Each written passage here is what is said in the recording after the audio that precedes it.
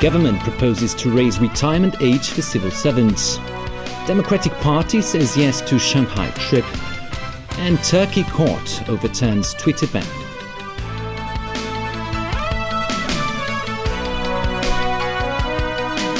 Good evening. The government could raise the retirement age for newly recruited civil servants from 60 to 65.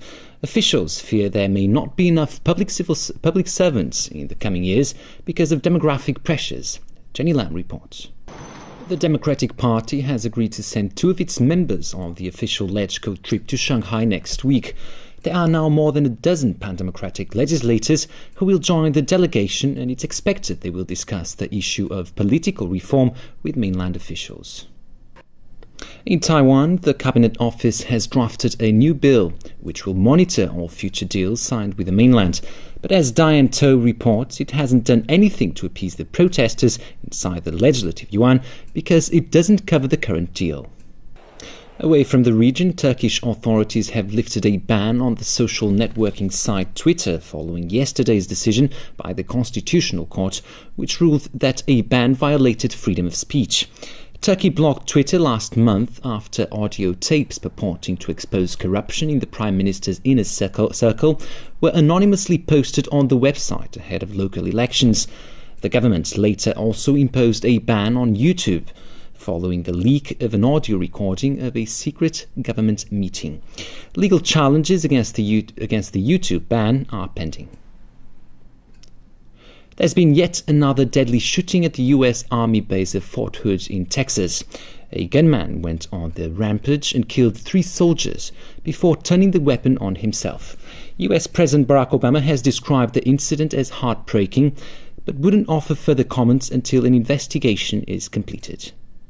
Philippine authorities say they are working closely with Malaysian police to track down the men who seized a Chinese tourist and a Filipino hotel worker from a popular tourist destination in eastern Malaysia. The incident happened at a resort in Semporna in Sabah State. The 6 armed men fled with the 2 women in a speedboat. The Chinese tourist is a 29-year-old woman from Shanghai. Photographs taken on a mobile phone during the incident showed people crouching behind overturned tables and men holding rifles standing near the hotel entrance. The Philippine Department of Foreign Affairs says police are working for a speedy resolution of the case and the safe return of the victims to their families. The leaders of Malaysia and Australia say the mission to find the missing Malaysia Airlines jetliner will not stop until all answers are found. James Aiken has more on a search that is being called one of the most difficult in human history. And back in Hong Kong, the local entertainment industry is calling on the government to build a new performance venue that can seat many more people than existing places in the city. A new venue, they say, is crucial to raising Hong Kong's status as an international hub. Stephanie Choi has more. The Director of Health has warned that the warmer weather could increase the risk of dengue fever and Japanese encephalitis here. As Rani Samtani reports, health officials have called on the public to be vigilant.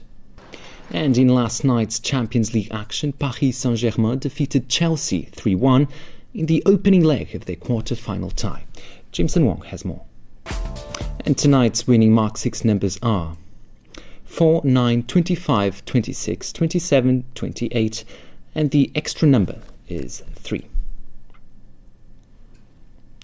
Finally, the weather, cloudy with 1 or 2 rain patches tomorrow.